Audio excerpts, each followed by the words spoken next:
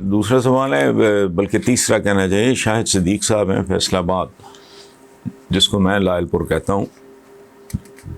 ان کے سوال کا تعلق چودھری نثار سے ہے کہ جی وہ دوبارہ پاکستانی سیاست میں، تو کیا آپ کو نہیں لگتا وہ کسی کے اشارے پہ پاکستانی سیاست میں دوبارہ متحرک ہوئے ہیں؟ اگر ایسا نہیں تو وہ 2.5 سال خاموش کیوں رہے، 2.5 سال اپنی جیتی ہوئی سیٹ کو یاروں مددگار کیوں چھوڑے رکھا، وغیرہ وغیرہ وغیرہ. شاید صدیق صاحب، آپ، میرا خیال ہے کہ اس طرح کے سوالوں اور اس طرح کی سوچوں سے باہر اچھا، یہ ایم پی اے الیکٹ ہوئے، ان کا ایک بہت بڑا اعتراض تھا کہ جتنے ووٹوں سے ایم این اے کی سیٹ پہ مجھے ہرایا گیا، اب نچلی سیٹ پہ مجھے اس سے بھی زیادہ ووٹ ملے. بیدار ہو گئے ہوں گے، بور ہو گئے ہوں گے، پھر واقعی کسی نے کہہ دیا ہوگا، ممکن ہے کسی دوستوں نے مشورہ دے دیا ہو کہ یار اگر تم بن گئے ہو تو جاؤ جا کے حلف اٹھاؤ. اچھا، دوسری بات یہ ہے کہ پریکٹیکلی چودھری نثار اس ملک میں ڈپٹی پرائم منسٹر بھی رہ چکے ہیں، وزیر داخلہ کئی بار، وزارت اور یہ سارا ان کا کام ہے، ان کا دھندا ہے، انہوں نے انہیرٹ کیا ہے سارا کچھ.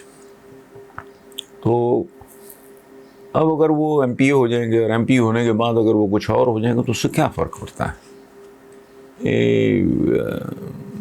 لیکن ہمارے سوال، ہماری سوچیں شخصیات اور واقعات کے گرد گھومتی ہیں. سو ادروائز میرے لیے it is of no consequence کہ وہ متحرک ہو گئے ہیں، میرے لیے یہ بھی کوئی ایشو نہیں تھا. وہ غیر متحرک رہے اتنی دیر، میرے لیے وہ بھی قطعاً کوئی ایشو نہیں تھا. صرف ایک بات میں اس میں ایڈ کر دوں کہ نثار علی خان، میری ان سے کوئی ملاقات نہیں ہے زندگی میں. یہ ان بہت کم پولیٹیشنز میں سے ہیں جن کے ساتھ میرا تعارف بھی نہیں ہے ذاتی طور پہ. تو لیکن ایک بات ہم سب کو خوش دلی سے، فراخ دلی سے مان لینی چاہیے کہ وہ ایک اپ رائٹ آدمی ہیں اور وہ ایک دیانتدار آدمی ہیں. وہ اسکینڈل سے کافی حد تک پاک آدمی ہیں. اور دوسری بات یہ ہے کہ وہ ایک جرأت مند باصول آدمی ہے. جب نون لیگ پہ مریم نواز کو سوار کرنے کی کوشش کی گئی تو انہوں نے کوئی اس طرح کی بات کی تھی، شاید ایگزیکٹلی جملہ یہ نہ ہو، مطلب یہی تھا کہ جن بچوں کو گود میں کھلایا میں ان کو تو سر اور میڈم نہیں کر سکتا، اس کے لیے بہت وقار کی ضرورت ہے. سو اگر آ جاتے ہیں تو اچھی بات ہے. کہتے ہیں کہ جی اگر عمران خان فلاپ ہو جاتا ہے تو پھر آپ کو نہیں لگتا کہ پاکستان میں جس کی لاٹھی اس کی بھینس والا کام شروع ہو جائے گا، اور مافیا کی دولت 2 گنا، پھر 4 گنا، اور پھر کئی گنا بڑھ جائے گی، مگر قرضوں کے پہاڑ غریب پاکستانیوں میں کو ملا، وغیرہ وغیرہ. تو نعیم خان صاحب، اگر آپ غور کریں تو پاکستان میں اس وقت بھی جس کی لاٹھی اس کی بھینس والا قانون ہے. مجھے نہیں پتا پاکستان میں، نیٹ پہ بیٹھ جائیں آپ کو پتہ لگ جائے گا. میں چونکہ نیٹ شیٹ دیکھتا نہیں ہوں تو آپ کو خود پتہ چلا لیں، آپ کو پتہ لگ جائے گا کہ پاکستان میں کل کتنی جیلیں ہیں اور ٹوٹل نمبر آف پرزنرز، سزا یافتہ لوگ ہیں، ان کی تعداد کتنی ہے. پھر یہ پروو کرنا بھی مشکل نہیں ہوگا کہ ان میں سے 90% یا 95% یا 98% یا 99% لوگوں کا تعلق کن طبقوں سے.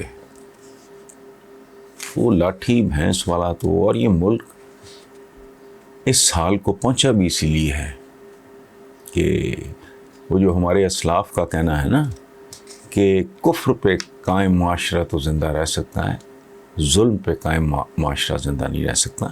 سو یہ تو کوئی نئی بات نہیں آپ کر رہے ہیں، یہ تو ہم اس میں سے تو گزر رہے ہیں.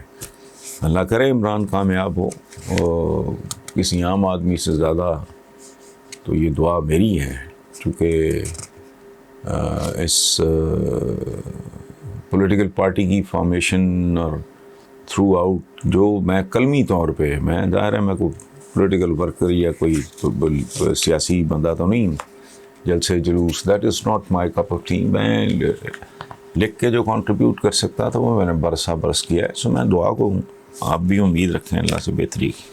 میری اچھی شناسائی یونیورسٹی کے زمانے سے جاوید ہاشمی کے ساتھ، سیدھا سادہ بھلا آدمی تھا.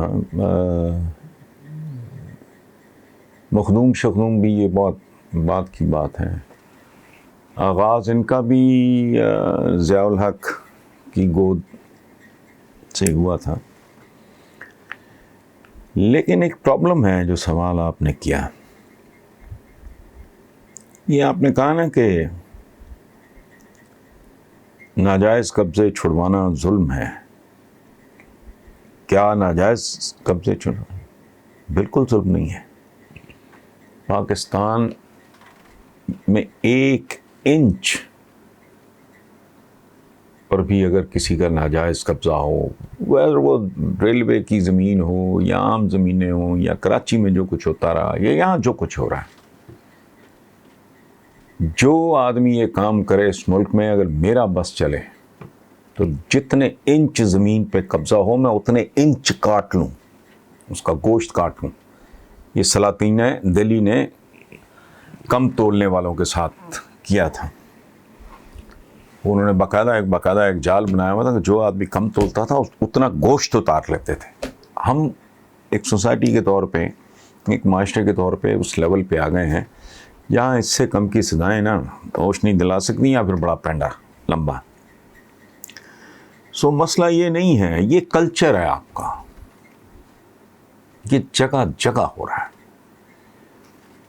بھائی میں نے پہلے ابھی مینشن کیا, کراچی میں آپ کو کیا دکھائی نہیں دیا, سب کچھ ننگا ہو کے سامنے آ گیا. ریلوے ٹریک اندازہ لگائیں آپ, ریلوے ٹریک تک پہ وہاں مارکیٹس بن گئیں.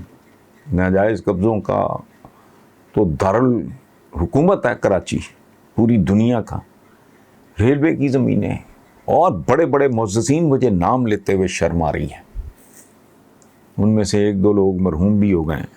تو یہ کلچر ہے آپ کا جس کے پاس. اور ایک اور بات مجھے بتائیں خالد حسین صاحب, آپ نے بڑا درد دل کے ساتھ اچھا یہ پتہ نہیں میں نے بتایا کہ نہیں, یہ مسقط ہیں اوریجنلی گجرات سے لیکن مسقط میں مقیم ہے.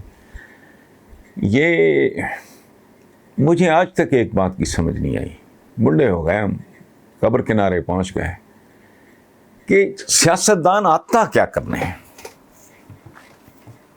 اس گندے کاروبار میں. 99%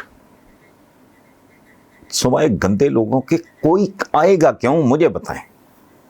مجھے پاکستان کی کوئی پولیٹیکل پارٹی, مجھے گارنٹی ہوگا میں جیت جاؤں, مجھے ٹکٹ بھی آ کے گھر دے دیں. اور میں پاگل ہوں, میں اتنا پیسہ لگا کے در در جا کے ووٹ مانگوں, پھر کیا کروں میں, اسمبلی جاؤں پھر کیا کروں میں. وہ جو ان کا بہت ہی معمولی قسم کا پیکیج ہوتا ہے, یہ ملک مزہ کا خیز ہے. یہاں چیف سیکرٹری کی یا صوبے کے آئی جی کی یا کبھی تنخواہ دیکھیں تو بندہ کہتا ہے یار یہ کیا مذاق, ریئلسٹک کچھ بھی نہیں ہے, سب فیک ہے, فراڈ ہے, شیلو ہے. پھر میں وہاں پہنچ جاؤں